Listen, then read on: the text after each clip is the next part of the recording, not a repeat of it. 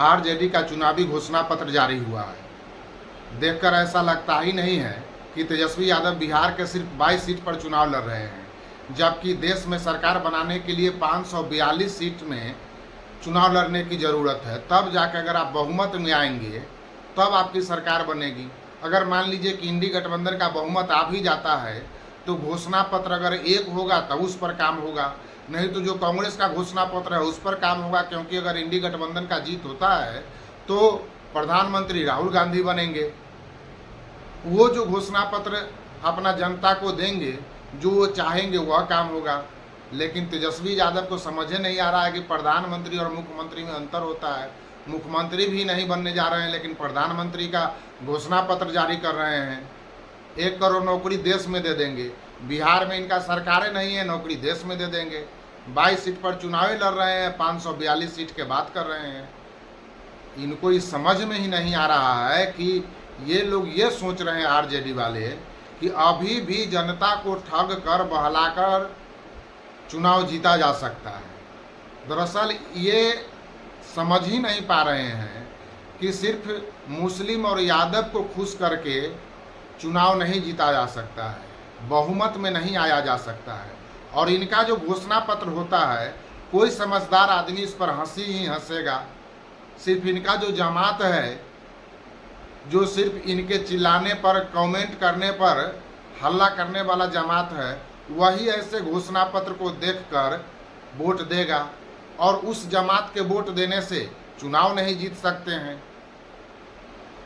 विनाश काले विपरीत बुद्धि वाली जो कहावत है, इन्हीं लोगों के ऊपर फिट बैठता है।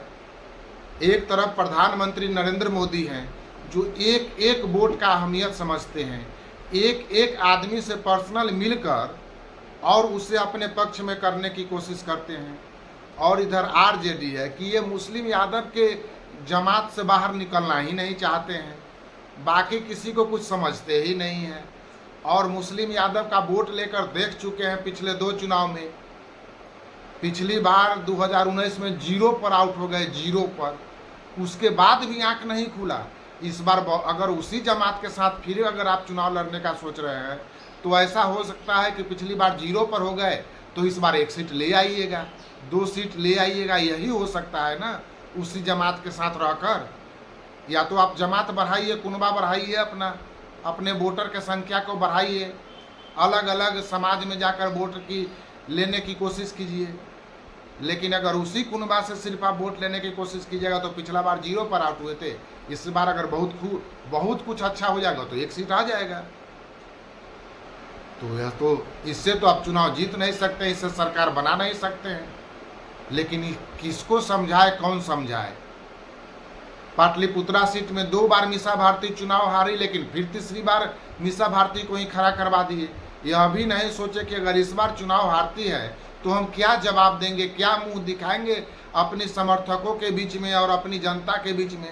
हमारी साख का क्या होगा कि इस परिवार की बेटी लगातार 3 बार चुनाव हार जाती है। रितलाल यादव इतना कोशिश कर रहे थे टिकट पाने के लिए, लेकिन परिवार से हटकर ही लोग देख ही नहीं पाते हैं। सारण में भी वही है, राबड़ी देवी चुनाव हारी, इनके समधी चुनाव हारे चंद्रिका राय, फिर मिसा अपने बेटी रोहिणी आचार्य को टिकट दे दिए। यह भी नहीं सोचते हैं कि हम लोग बार बार हारने का रिकॉर्ड बनाएंगे तो एक समय तो हम हंसी के पात्र हो जाएंगे, समाज में कोई हमको सीरियस ही नहीं लेगा। लेकिन लालच इतना हावी हो जाता है इंसान के ऊपर कि इंसान तर्क को छोड़ देता है। या तो इसको लालच कहिए या फिर विनाश काले विपरीत बुद्धि जो कहा जाता है कि विवेक मर जाता है इंसान का जब उसका बुरा वक्त आता है। न अपने परिवार से निकलकर कुछ सोच पाते हैं, न किसी और यादव को कुछ देने की बात करते हैं। मुस्लिम को तो सिर्फ सीधे ठग कर चुनाव लड़ने चाहते हैं कि मुस्लिम का वोट ले ले। 2 बड़ा मुस्लिम नेता पूर्व राज्यसभा सांसद कल इस्तीफा दिए हैं आरजेडी से। और घोषणा पत्र तो कमाल का घोषणा पत्र है। ये कांग्रेस का घोषणा पत्र है कि इंडी गठबंधन का घोषणा पत्र है कि आरजेडी का घोषणा पत्र है, समझ में नहीं आता है। 0 सांसद वाला पार्टी केंद्र सरकार के बात करती है कि केंद्र में हम आएंगे, ऐसा काम करेंगे। अरे बिहार का बात कीजिए कि बिहार में कौन काम कीजिएगा। न गैस सिलेंडर का दाम बढ़ाने घटाने का आपको पावर है, ना आपको केंद्र में नौकरी देने का पावर है, ना पेंशन देने का पावर है। सरकार तो आप चला ही नहीं सकते हैं। 500 रुपया चाहते हैं कि हम सिलेंडर पर कम कर दें, 500 करोड़ का घर अपना बना ले। ये सब ठगी से अब जनता ठगाने वाली नहीं है। और सबसे बड़ी बात है कि आरजेडी को अपने समाज से, अपने उस जमात से, मुस्लिम और यादव वाला जमात से बाहर निकलकर वोट पाने का प्रयास करना होगा, वरना उस जमात को खुश करते रह जाइएगा और एक दिन आपको पता भी नहीं चलेगा कि आप राजनीति में कहाँ छूट गए, किस हाशिए पर चले गए। ऐसा नहीं कि लालू यादव एकमात्र घोटाला करने वाले बिहार के नेता हैं, लेकिन सजा सिर्फ लालू यादव को क्यों मिला, बाकी किसी नेता को तो सजा मिला नहीं। यह भी आपके लिए विचार करने की बात है। आपके परिवार में कई लोग चार्जशीटेड हैं, यह भी सोचने की बात है, इस पर विचार करने की बात है। सिर्फ अपने जमात में चिल्ला चिल्ली मचाने से तो कुछ होगा नहीं। और ऐसा बनाइए घोषणा पत्र जिस पर कोई पढ़ा लिखा आदमी कुछ सोच सके, कुछ विचार कर सके आपके बारे में। लेकिन इस घोषणा पत्र पर तो कोई पढ़ा लिखा आदमी कुछ विचार ही नहीं करेगा, कुछ चर्चा ही नहीं करेगा, कोई इसको सीरियस लेगा ही नहीं।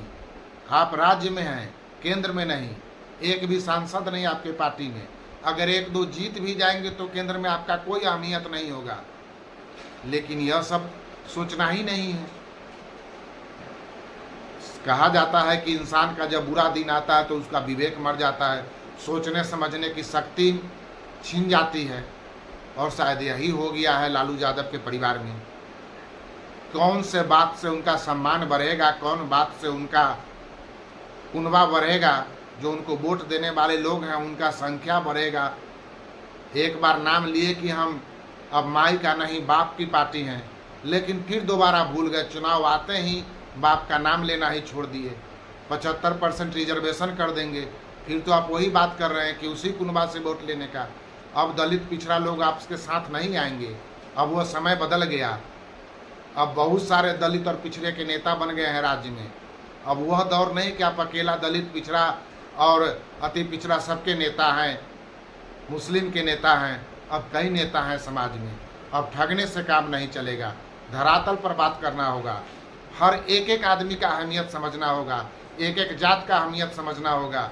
सिर्फ एक जात और एक धर्म को लेकर आप चुनाव नहीं जीत सकते हैं। बाकी तो 4 जून आने में बहुत देर है नहीं। 4 जून के बाद फिर आप कोई भाषण देने लायक नहीं रहिएगा, फिर वही कहिएगा कि ईवीएम हैक हो गया। तो पहले ही सोच लीजिए कि चुनाव लड़ना है कि ईवीएम हैक हो जाएगा, तो चुनाव ही नहीं लड़ना है। या फिर एक एक आदमी को जोड़कर नया समाज बनाइए, नए जमात बनाइए जो आपको वोट दे। नरेंद्र मोदी एक एक आदमी को जोड़ रहे हैं। अभी ऑनलाइन गेमिंग वाले से बात किए हैं पर्सनली जाके मिलकर। अब आप सोच सकते हैं कितना छोटा बात है और कितना बड़ा बात है। आप 7 और 5 आदमी की बात तो छोड़ दीजिए, 7 और 5 जात की बात आप नहीं करते हैं, सिर्फ एक जात की बात करते हैं। और वो प्रधानमंत्री होते हुए 7 लोग से भी मिलना पसंद करते हैं, उसके साथ भी जाकर टाइम देते हैं एक टेबल पर बैठकर। तो जरा हेलीकॉप्टर से नीचे उतरिए, जमीन पर लोगों से जुड़िए। ऐसा ठगने से हवाई घोषणा पत्र से कोई ठगाने वाला नहीं है। 4 जून का इंतजार कीजिए। बाकी आप लोग भी कुछ कमेंट करके बताएं आपकी क्या राय है।